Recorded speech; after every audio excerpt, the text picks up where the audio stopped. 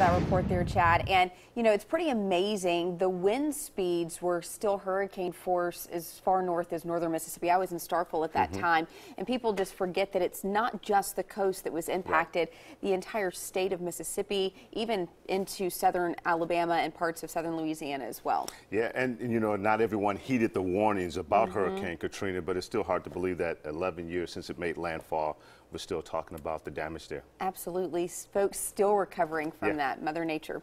Yeah. Well, this is Monday, and we're getting this work week started. What is it looking like for us weather-wise? Yeah, hot and humid today, and I'm also tracking the tropics. We'll talk more about that in just a second, but let's go ahead and break down your day first before we get to that, because it's not going to be a direct threat to your Monday. So let's go ahead and get up and at 'em and get out the door. You'll need the sunglasses today, and you'll need to crank up the AC. Temperatures at 9 o'clock, 80 degrees, mostly sunny sky through mid-morning and your lunch hour, 85 at around 11 a.m. As we move towards the afternoon, 88 at 1 p.m., 92 at 2, and our high today topping out at around 93 degrees at 3 o'clock. Now, I'm going to leave most of the rain chances pretty low today. Can we rule out an occasional shower or two? Never can this time of year. Ingredients just are not overly impressive for me to go ahead and forecast any widespread rain coverage. But with the heat and humidity, we could have just a few pop-up showers, but that's about it.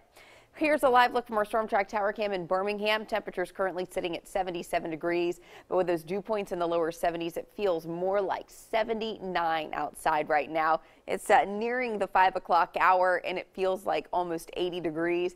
We're in for a warm day. These are those mornings we just don't get a whole lot of relief. 74 in Coleman, currently 77 from Birmingham down to Alabaster, with mid-70s from Jasper back towards T-Town.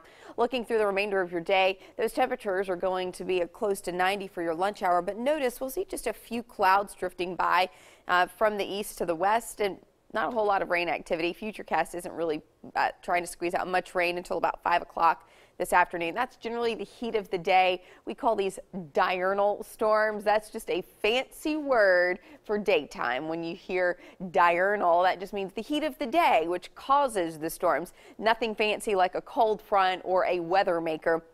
Just the standard pattern of night and day. That's what we're seeing. So looking at our Storm Track Futurecast for tomorrow, kind of the same story. We'll have just a touch more moisture tomorrow, so we could see maybe a dot or two more of rain. But again, rain chance is pretty limited for the next couple of days. Morning lows remain mild in the mid-70s with those afternoon highs in the low 90s. Now, rain chances could go up later this week. I'm watching two disturbances right now.